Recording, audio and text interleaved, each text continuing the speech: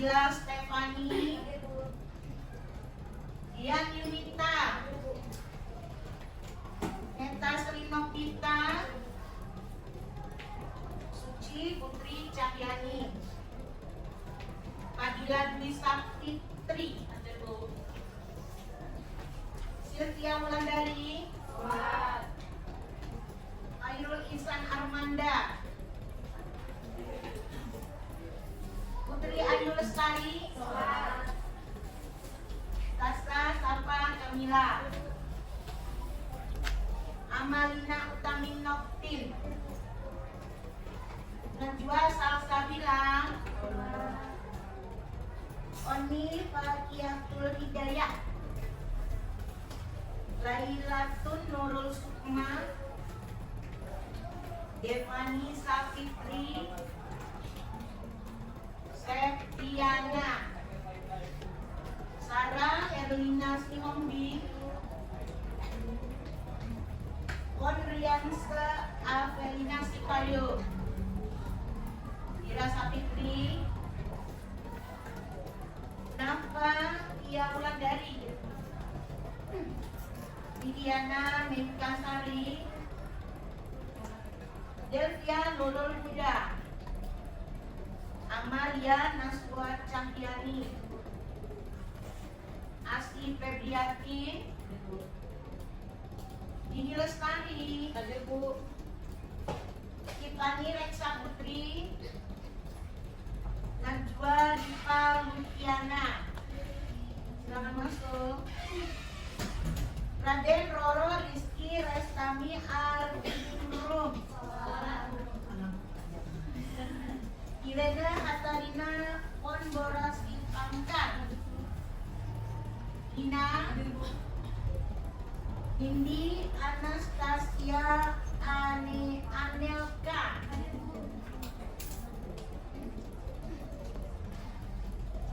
Riyadita,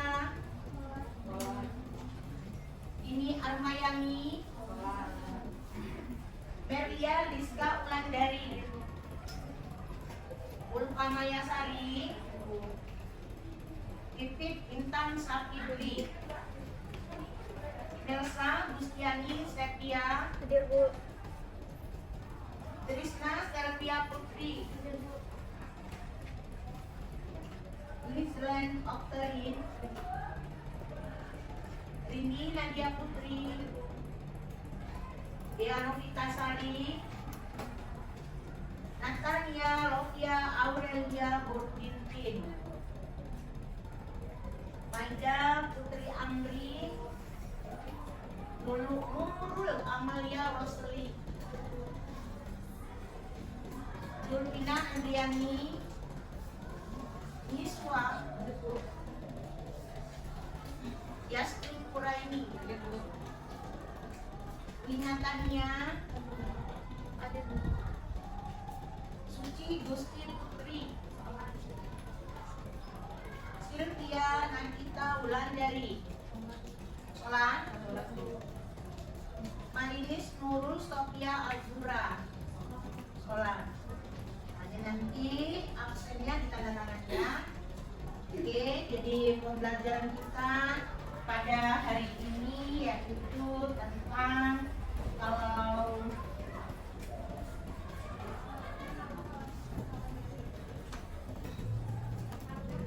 perencanaan obat ya, COVID. Minggu lalu kan kita sudah tentang apa kemarin? Ketentuan pendirian apotek ya. Jadi kalau checklistnya itu dibikin, jadi besok kita praktek ya. Jadi besok kita praktek, jadi kita masuk ke labor, kita lihat bahwa meteran ya, kita kan mau mengukur itu apotek kita, apotek simulasi kita, karena persyaratan apotek itu 4 kali 15. Nah, nanti kita lihat berapa luas apotek kita, bawa meteran, bawa instar. Kalian nanti dicoba untuk mengelola, untuk mengatur apotek itu, mulai dari ruang penerimaan, ruang praktikan, ruang penyerahan, ruang konseling, kemudian ada ruang arsip dan sebagainya. Nah, saat ini kita berlanjut kepada perencanaan obat di apotek. Ya, jadi perencanaan obat di apotek. Nah, tujuan pembelajaran kita pada hari ini, ya, pertama untuk mahasiswa, nah, ya, mahasiswa mengetahui tahap-tahap penyusunan perencanaan kebutuhan perbekalan farmasi di apotek. Jadi perbekalan farmasi ini termasuklah sediaan farmasi, yaitu obat, ya, boleh itu obat bebas, obat bebas terbatas, obat luar, ya, salut dan sebagainya, alat kesehatan dan alat medis habis pakai. Ya, kalau alkes itu bisa itu berupa kateter, ya, terus wadah urin, ya, tispot. Kemudian kalau bahan medis habis pakai itu apa nih? Contohnya disposable, ya. Napas masuk dah? Masuk. Pembalut wanita masuk dah? Masuk. Pampers? Masuk. Tak kembar? Masuk. Nah, ya, jadi sudah paham ya, bahan medis habis pakai. Kemudian yang kedua, mahasiswa mampu menjelaskan metode-metode yang digunakan untuk menyusun perencanaan kebutuhan perbekalan farmasi di apotek. Jadi metode apa aja nanti yang akan kita pakai.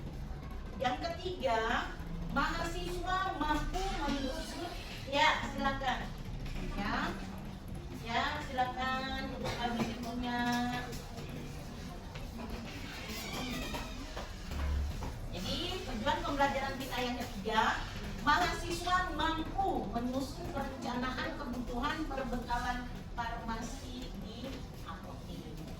Ya, jadi tiga ini tujuannya untuk mengetahui tahapan-tahapan penyusunan perencanaan. Yang kedua, mampu mengetahui atau mampu menjelaskan metode yang dipakai. Yang ketiga, mampu menyusun perencanaan. Oke, kemudian kita lanjutkan lagi. Nah, apa sih dasar teorinya? Nih, ya, perencanaan itu pengertiannya merupakan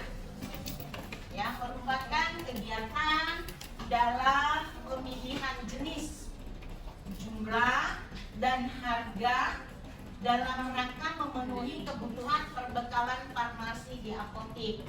Jadi tujuan perencanaan itu kita memilih jenis obat apa saja yang akan kita pesan, kemudian jumlahnya berapa banyak, kemudian lagi harganya, ya, tentu nanti masing-masing obatnya, ya, silakan masuk.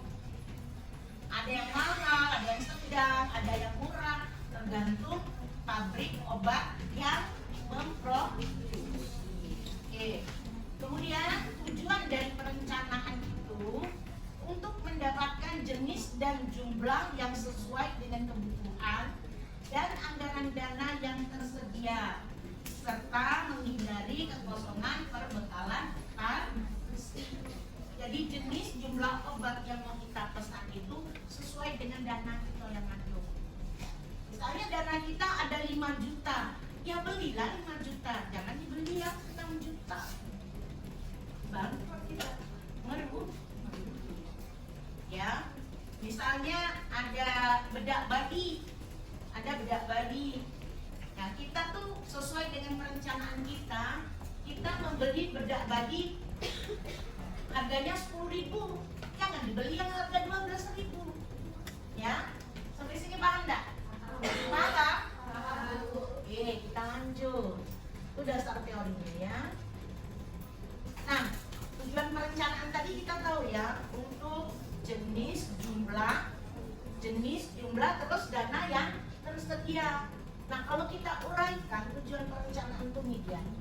Satu, dan jenisnya mendapatkan perkiraan jenis dan jumlah sediaan farmasi, alat kesehatan, dan bahan medis habis pakai yang mendekati kebutuhan.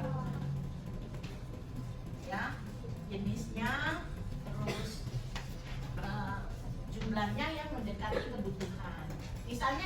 tentunya 10.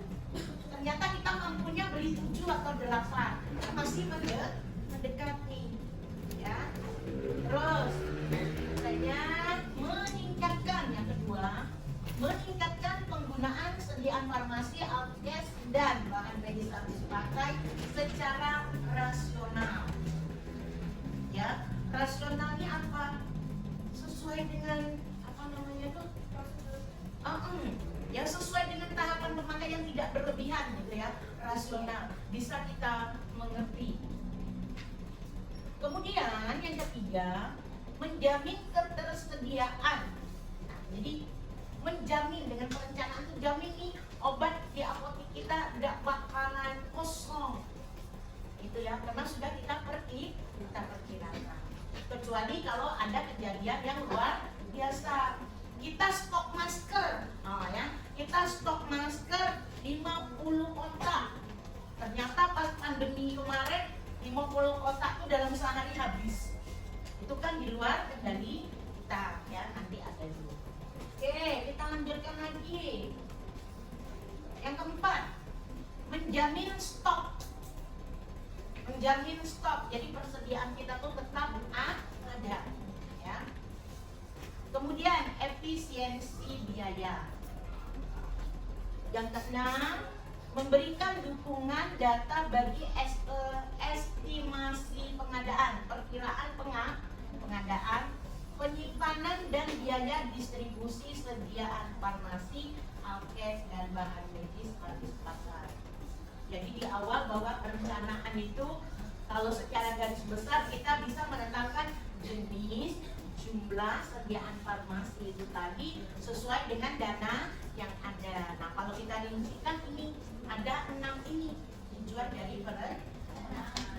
Sampai sini ada yang mau bertanya? Belum? Kita lanjut, ya. Ada lagi yang mau sholat? Boleh kok. Kalau ada lagi yang mau sholat, mau izin sholat, dipersilahkan. Udah sholat semua? Oke, ini jam-jam rawan ngantuk, jadi tolong agak jereng ya, betul-betul dibuka ya, matanya yang dibuka. Oke, ini ada kegiatan perencanaan. Apa saja kegiatan perencanaan itu? Yang namanya merencanakan tuh kita menyusun ya. Misalnya kita dalam kehidupan sehari-hari, kita udah berencana nih. Nanti pulang kuliah sore ini tidak ada praktek, akan pulang atau membeli kebutuhan bulanan, kan gitu ya. Direncanakan, diperkirakan. Oh, uang saya ada sekian, maka yang harus saya beli, saya bikin daftarnya dulu. Ini dan ini. Beli vitamin, beli apa lagi? Beli stok mie, gitu ya. Sama juga dengan obat. Kita lihat cukup tak dana kita, atau mau beli boba tiap hari, sama dengan obat. Bisa tak kita beli juga sediaan misalnya sirup OBH sebanyak ini, misalnya 100 botol. Sementara kita juga perlu beli obat-obat lain. Nah, dana yang ada pada kita misalnya ada 5 juta.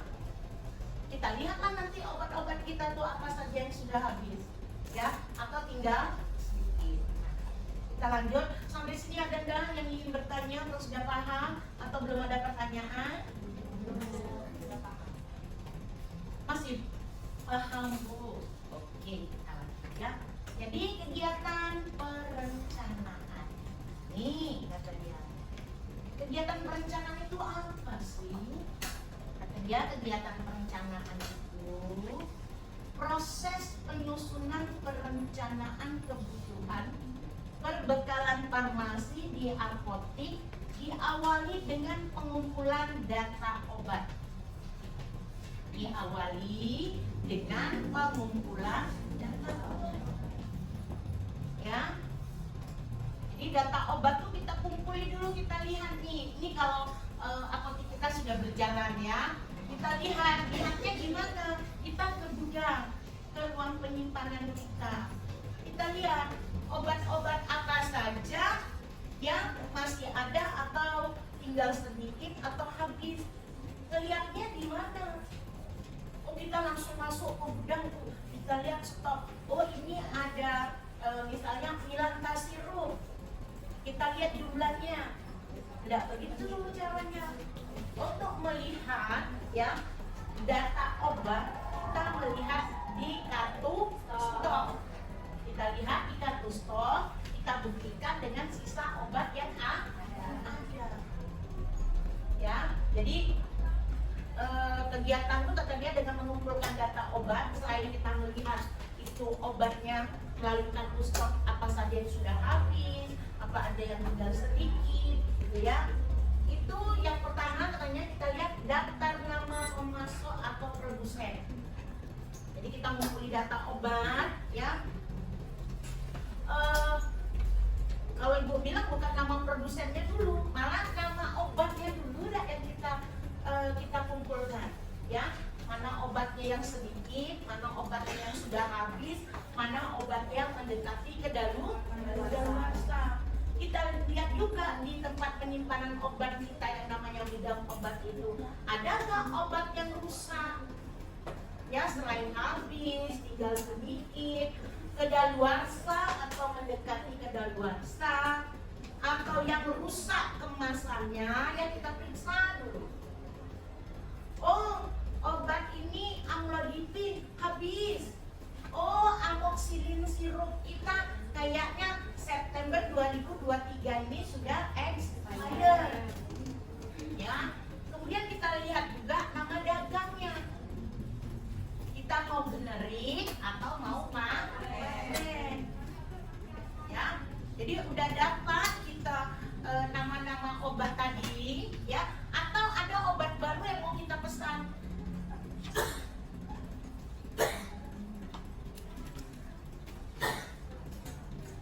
Jadi dapat.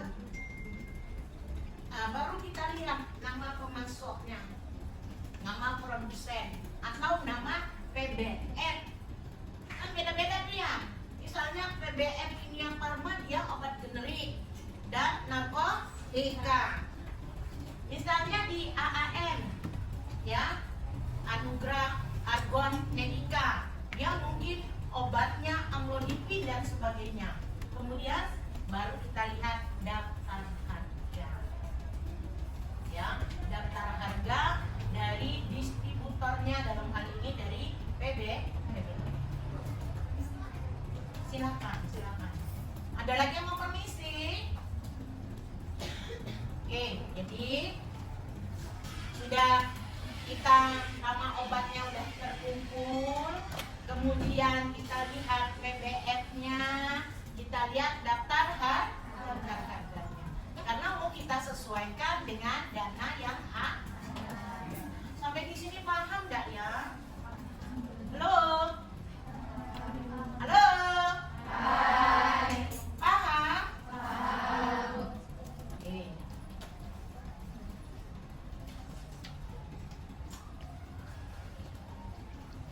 Nah, kata dia, setelah dikumpulkan tadi, nama obatnya udah dapet, harganya udah dapet, terus tentu kalau nama udah dapet, harga sudah dapet, BBM sudah dapet. Nah, ini kita mau menentukan berapa banyaknya. Ini kita memakai metode perencanaan. Metode perencanaan ini secara garis besar ada 3. Pola penyakit atau metode morbiditas, kedua pola konsumsi, ketiga kombinasi antara pola penyakit dan pola konsumsi. Ya, ada berapa tadi metode perencanaan? 3. Ada 3. Pertama, pola penyakit atau metode morbiditas. Yang kedua, pola konsumsi atau metode konsumsi. Yang ketiga, kombinasi antara kedua metode ini, ya, metode konsumsi dan metode pola penyakit. Nah, apa sih yang dimaksud dengan metode pola penyakit atau metode morbiditas? Ini ya pengertiannya.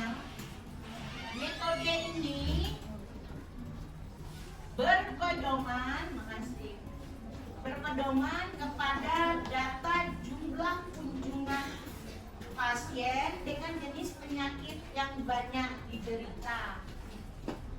Ya, berpedoman kepada jumlah kunjungan dengan jenis penyakit yang banyak diderita pasien. Nih misalnya, ini kayaknya lagi musim antara hujan dengan panas ya. Malam hujan, siang panas. Nah, kalau kita lihat biasanya nih lagi musim batuk. Nah, kita lihatlah kunjungan pasien kita dalam 1 bulan. Konsumsi periode sebelumnya dengan penyesuaian yang dibutuhkan. Ya. Nih, kata dia. Apa aja yang bisa kita lihat dari metode ini? Ya, katanya perhitungan dengan metode ini didasarkan atas 1. Analisis data konsumsi sediaan farmasi sebelumnya. Itu tadi yang sudah Ibu katakan bahwa kita melihat berapa banyak sih orang yang mengkonsumsi ini apa? Yang membeli, baik itu melalui resep ataupun itu yang penjualan bebas. Kemudian kita lihat ada stok penyangga, buffer stok. Kemudian apa lagi? Waktu tunggu. Ya, waktu tunggu di sini nih, maksudnya stok penyangga nih, stok yang dilebihkan, stok persiapan kita. Ya, misalnya kita mau beli pembalut nih, sebulan 1. Oh, takut kurang, kita belilah pembalutnya 3. Sisa yang 2 itu namanya stok. Sama juga untuk obat-obatan, ada stok penyangga, ada stok untuk keamanan. Ya. Kemudian waktu tunggu. Waktu tunggu ini kadang-kadang kalau kita ini kan di kota ya, PBM kita juga ada dalam kota. Jadi misalnya kita mesen hari ini, pagi pesan, sore bisa datang. Kecuali obat-obat itu misalnya kita tidak ada nih di kota kita, mesennya harus pesan ke, pokoknya semua PBM yang ada di Jambi nggak ada nih obat. Kita harus pesen ke Palembang. Nah itu juga kita harus menghitung waktu tunggu. Waktu tunggu itu maksudnya dari kita pesen sampai obatnya datang. Oh kalau gitu kita nih butuh menunggu dalam waktu 2 hari.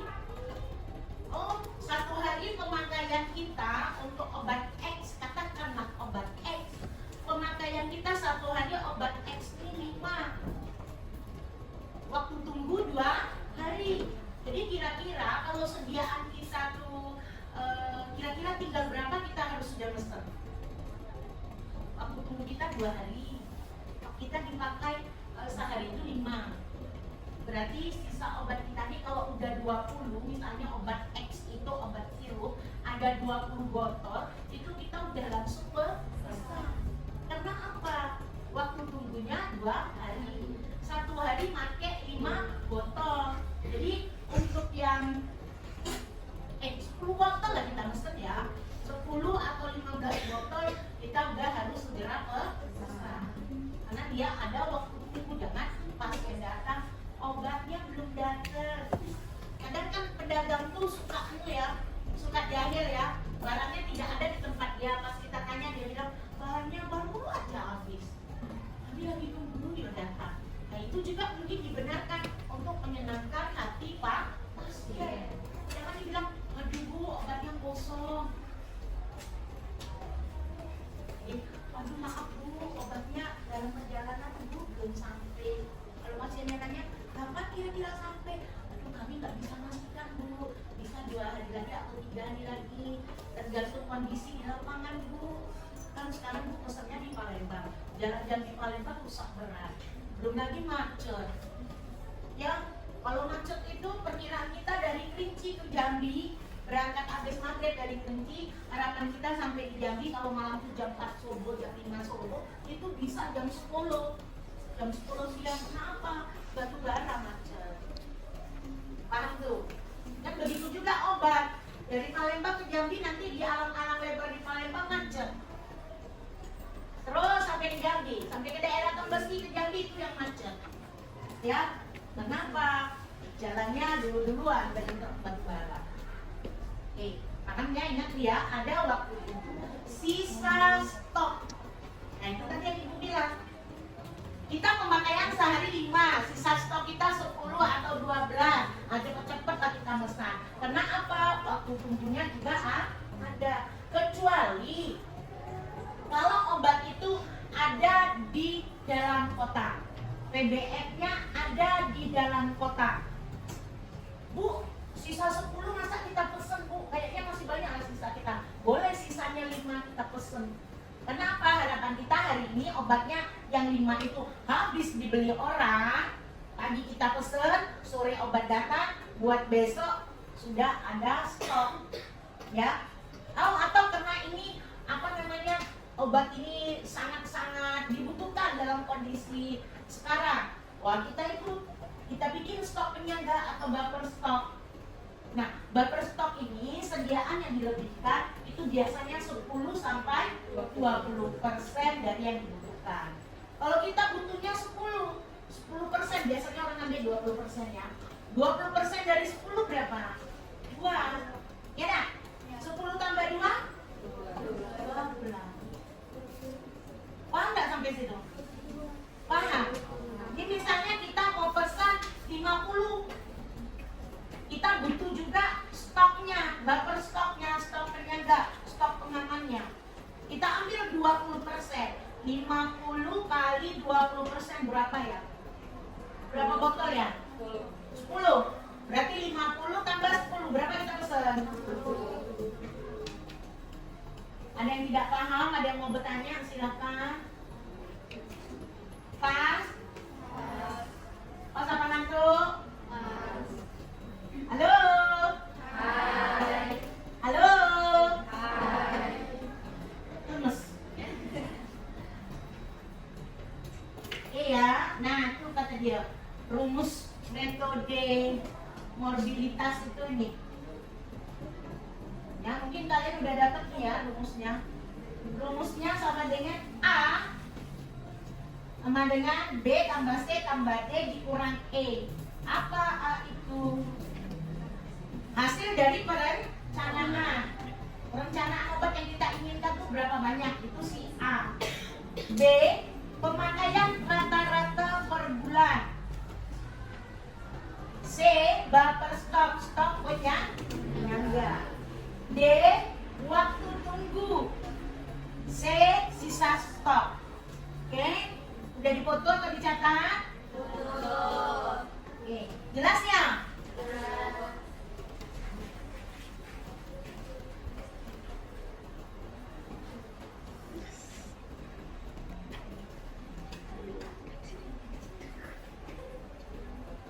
Nah, ini contohnya ya. Kan kita melihat pemakaian sebelumnya. Misalnya, selama tahun 2022 kemarin dari Januari sampai Desember, pemakaian paracetamol di tempat kita tuh ya.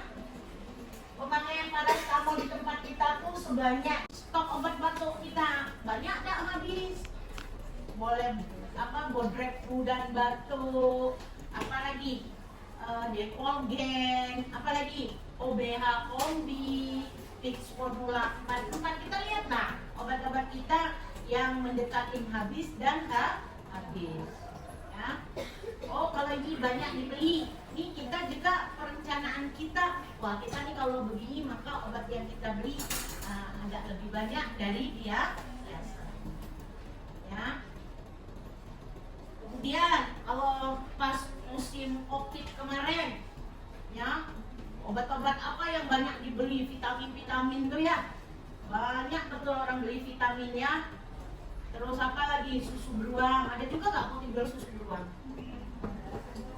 Ada yang tidak ya. Vitamin C 1000 itu. Nah, ya kan banyak itu. Terus apa lagi? Ada obat-obat tertentu, ada antibiotiknya ya. Dan itu pada zaman pandemi itu kita mau cari masker aja payah ya. Masker itu setengah mati kita mencari, harganya biasanya paling mahal 15.000 sampai 50.000 ya. Jadi itu kita juga melihat jenis penyakit, banyaknya jenis penyakit.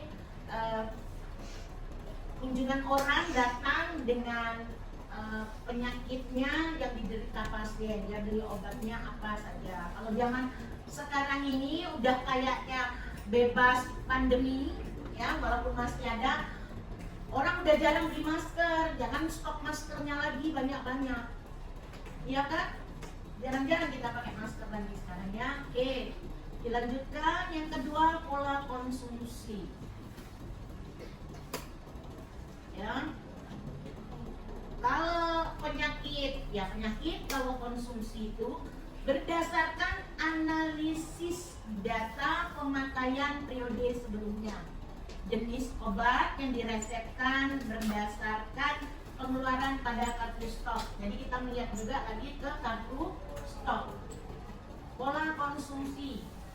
Kalau kemarin misalnya penyakitnya musim batuk pilek, kita perbanyak obat batuk pilek. Ya, kalau ini misalnya pola konsumsi, oh orang banyak beli vitamin atau misalnya suplemen makanan, ya. Jadi itu juga jadi pertimbangan bagi kita. Nah, ini kombinasi keduanya. Jadi dilihat juga pola penyakit dan banyaknya obat yang dikonsumsi atau yang dibeli oleh masyarakat. Ya. Yuk kita lanjut. Ya. Boleh, silakan. Ada lagi yang mau permisi? Ya, kalau tidak kita lanjut nih metode konsumsi. Metode ini didasarkan pada data konsumsi sediaan farmasi. Ya, kita lihatnya di mana? Di kartu stok atau di resep yang masuk ke apotek kita. Metode ini sering dijadikan perkiraan yang paling tepat dalam perencanaan. Kamu itu 30 box. Dengan catatan satu box itu kan 10 kali 10. Nah, sisanya kata dia, sisa per 31 Desember ada 1000 tablet. 1000 tablet ini kalau satu box 100 berarti 10 box ya. Kita lihat nih kata dia. Jadi untuk yang sisa ini sama dengan E yang di atas tadi. Nah, coba kita lihat. A itu adalah perencanaan pengadaan, perencanaan yang mau kita beli. B, pemakaian rata-rata per bulan. C, buffer stok penyangga. D, waktu tunggu. E, sisa stok. Nah, jadi kalau dari contoh ini ya, pemakaian kita 3.000 tablet. Sisa stoknya ada 1.000. Nah, sisa stok 1.000 itulah ini keterangan kita tadi adalah E, sisa stok. Kemudian kata dia, pemakaian rata-rata paracetamol per bulan ini dibagilah 30.000 dibagi 12. Setahun kan 12 bulan tuh. Nah, jadi sebulan berapa yang dipakai? 1.500 tablet.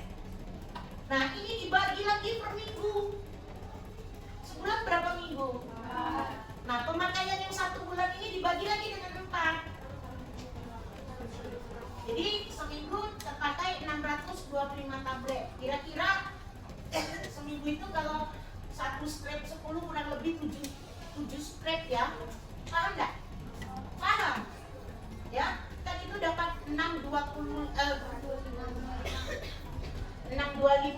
Enak aja 6 strap. 60-an ya. Ya. Iya, berarti hampir 6 box ya. Ya enggak? 6 box. Ya. Taruhlah 6 box lebih kira-kira begitu ya. Nah, kemudian yang ini E sudah ada. Yang B sudah ada pemakaian rata-rata per bulan. Nah, kemudian stok penyangganya, buffer stok kita C. Ya, dari pemakaian per bulan itu kita lebihkanlah 20%.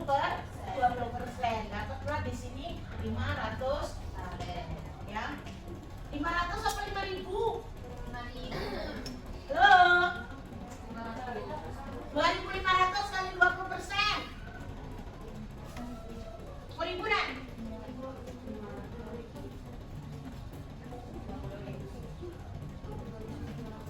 2.500 kali 20.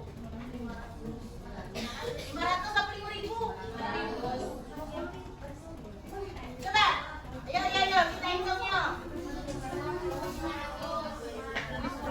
5.000 apa 500?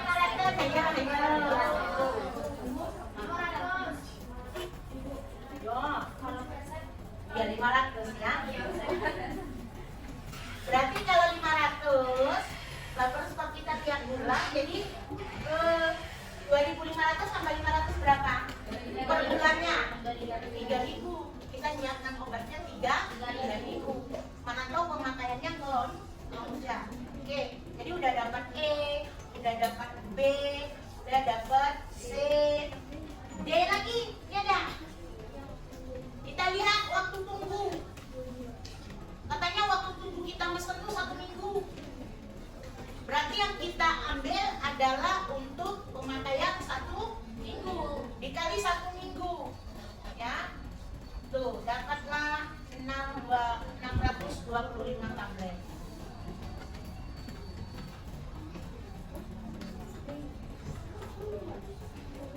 Jadi maksudnya sekecil-kecilnya obat yang ada sama kita tuh 625. Karena apa? Waktu tunggu kita 1 minggu. Harapannya dengan kita mesen, karena persediaan kita ini tinggal sedikit, kita mesen lagi gitu. Karena mengingat waktu tunggunya 1 minggu. Oke, dari sini udah dapet nih.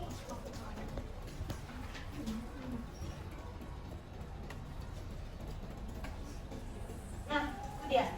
Dimasukkan ke dalam rumus.